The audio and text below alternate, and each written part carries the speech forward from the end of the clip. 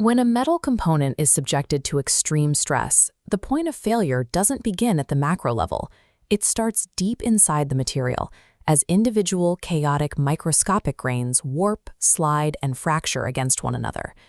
Translating that microscopic chaos into reliable engineering data requires a specific mathematical framework, the micromechanical modeling of polycrystalline materials, built entirely upon the self-consistent scheme. This diagram illustrates the elasto-viscoplastic models framework. We divide the problem into two layers, the individual constituent grain and the bulk homogenized effective material. The critical issue is these bulk properties cannot be prescribed in advance. They must be calculated through iterative computational procedures. The entire model hinges on managing a distinct physical tension, balancing the highly localized fluctuations of those individual grains against the overall average properties of the macroscopic solid. Closing this gap between the micro and macro scales mathematically is how engineers evaluate structural limits, allowing them to predict exactly when and how a complex system will ultimately fail. Before we can map the interactions across the material, we have to establish the strict mathematical ground rules governing both isolated scales. Starting with the bulk constitutive equation, local strain derives from compliance and applied stress. For the macroscopic world, we use the volume-weighted average strain. Both scales are bound. Microscopic strain must perfectly coincide with external macroscopic strain. This kinematic constraint acts as a mathematical lock, ensuring the isolated microscopic calculations cannot violate the physical boundaries of the real-world object. With those isolated rules defined, the next step is merging them into a unified, operable framework.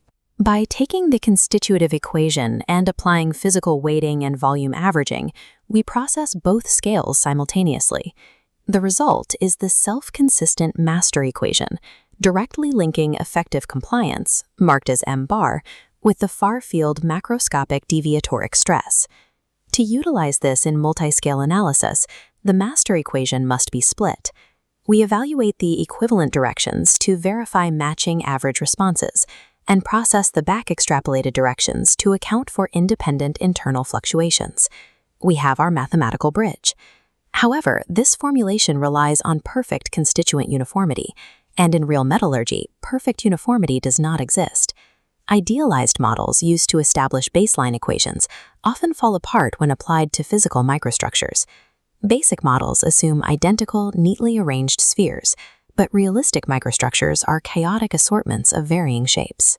Because every grain differs, each possesses a unique Ashbelby tensor, meaning physical interactions cannot be reduced to a purely spherical form.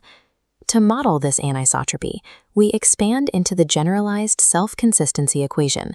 By introducing this inverted influence operator, we mathematically convert generalized variations of the Ashbelby tensor into a single metric for non-uniform interactions.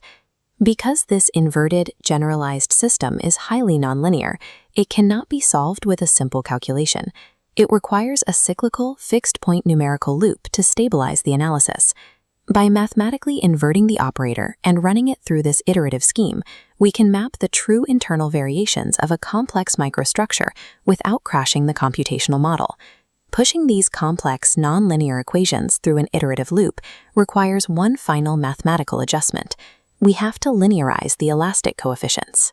We estimate these coefficients using two primary approximation limits, which are mathematically connected by n, the strain sensitivity index. The first limit is the secant approximation, based on the defined interaction tensor. Physically, it mimics macroscopic resistance. It assumes the interaction is highly stiff, forcing individual grains to strictly adhere to the average macroscopic deformation. Contrast this with the tangent approximation.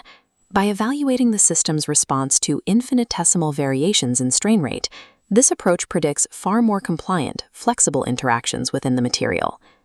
These two models, the perfectly stiff secant and the highly compliant tangent, form the absolute upper and lower boundaries for simulating the material's behavior.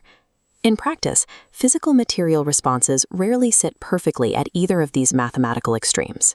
If we map the physical spectrum, we move from a highly compliant low-stiffness state up to a rigid high-stiffness state, approaching what is known as the Taylor limit. To model a material along this gradient, we smoothly interpolate between the two bounds using the effective strain sensitivity index. By calibrating this index within the allowable range, the model is tuned to precisely match the target material's specific balance.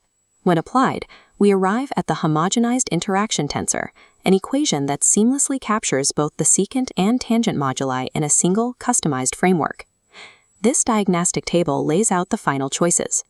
Engineers can utilize the secant limit for highly stiff approximations, the tangent limit for finite strain conversions, or the generalized intermediate model optimized for actual microstructures. By deliberately calibrating this stiffness index, computational engineers ensure that the resulting predictions maintain both mathematical stability during calculation and strict physical accuracy when applied to the real world.